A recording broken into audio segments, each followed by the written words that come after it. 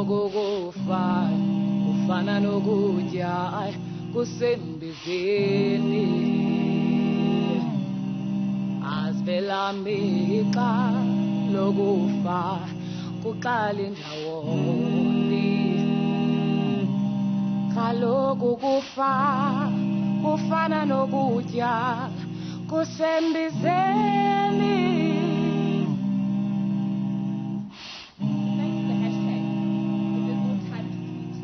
The police ask what I did to deserve it here. The documents for sale here and they get parole here. The family wants to solve this as a family here. They say Bekezela is here. The lecturer will fail you here. The principal is king here. The prophet is father here. You see, the breadwinner must not be challenged here. The bread must not be endangered here. And so they say they'll teach me a lesson here. They'll fix me here. They say smile here, but the trend is hashtag we are dying here. No one speaks of the past in my house. Even the war and pain at hand is not spoken of. My mother's house is a tired wall, exhausted from keeping everyone's secrets, even mine. The pastor comes to say prayers with us. He says that God is closer to the brokenhearted. It has me thinking, I suppose he has been close my entire childhood, but why haven't I felt him? But isn't that what grieved us?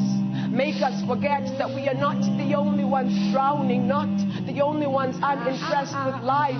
Oh God, in this moment, where is God in this moment? But he's there. He's always there.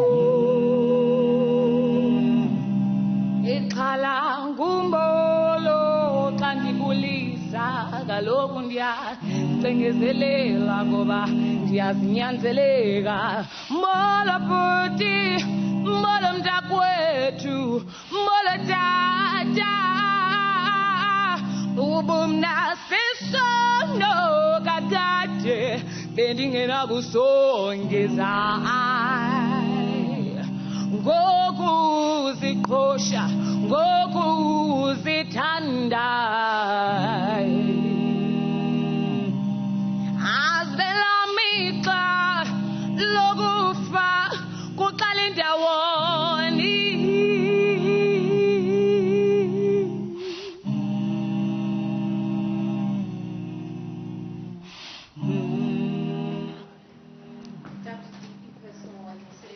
Very personal production indeed. The hashtag We Are Dying Here. Of course, this follows 3 women's responses to the violent culture of harassment, abuse, rape and femicide in South Africa. The once-off theatre production of storytelling, poetry and music ignites important conversations in our society. Co-creators of the production, Sipokazi, Hope and Babawa, joins us this morning to give us a glimpse of the performance piece. Ladies, good morning. Good morning. Thank you for that moving piece. Thank you for owning your narrative and thank you for telling your story. Let's delve into the title. We Are Dying Here, literally, unapologetically so. Walk us through how you came together and how you actually came up with the title. Well, I think it's really easy to come up with a title like this when we are in a climate of hashtags, and every now and then you see someone that's missing, and very soon after you find out that they're passed because they've been murdered violently in South Africa. So the topic or the title really offered itself to us in that way. When we came together, it was to find a way to consider how art might have some kind of impact in the national conversation around gender-based violence, femicide, and so on in South Africa. Yeah, and obviously starting this conversation through your unique offering that we just saw a glimpse of. What was that creative process like for you? How did you manage to combine all the ideas and formulate this piece? Well, it was really workshopping. Hope, for example, is a spoken word poet, as am I, and a theatre maker, and Babalo is the musician of the group who wrote the song specifically for this production. So when we came together, it was to look at existing work as well as creating new pieces for the narrative that we wanted to share in this moment in South Africa.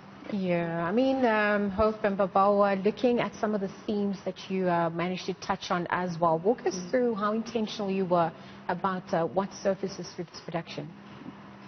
With the spoken word, really, it's the thing about stories is that, particularly stories around gender-based violence, is that they're so easy to relate to because it's like when you leave your house, you know, there's from catcalling, there's like so many things that can happen, and I think every woman has had an encounter of that kind of experience. So it's really just about telling stories as they are and how they happen, and I think that's what makes it easy to kind of relate to, because these are not foreign stories, or we're not making this up. This is stuff that many women can attest to, say they've had that kind of encounter.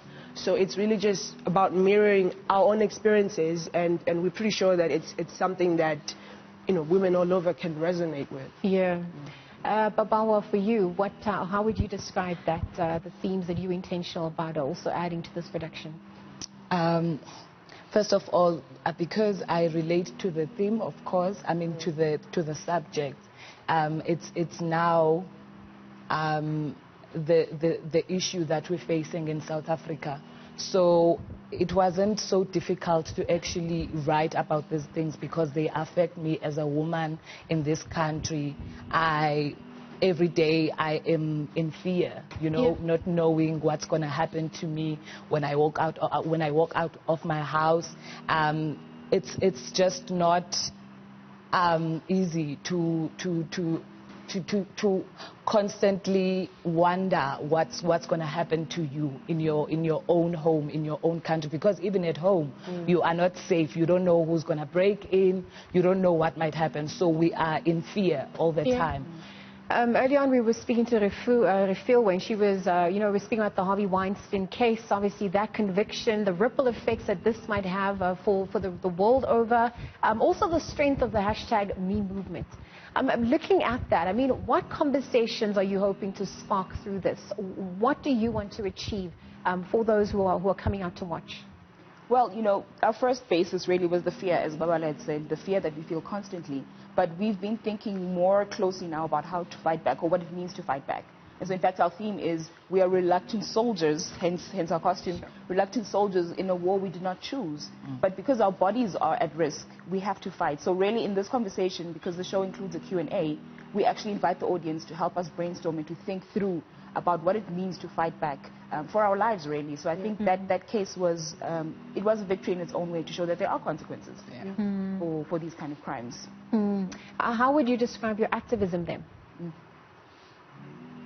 From the title itself, because the show is called #We Are Dying Here, which is for me interesting because the underlying message of the production is that actually we want to live, you know, and so it's really just about standing together as women and being there for each other, and you know, just creating a space where we can be free and feel everything that we need to feel, because I think a lot of times we hold back and we tuck in and we don't allow ourselves to feel. So the activism around that is just to we want to live, and we want to create a bond around each other, you know, to be able to speak when we need to. Yeah, so this piece is obviously a mirror for the broader conversations and the healing that needs to take place.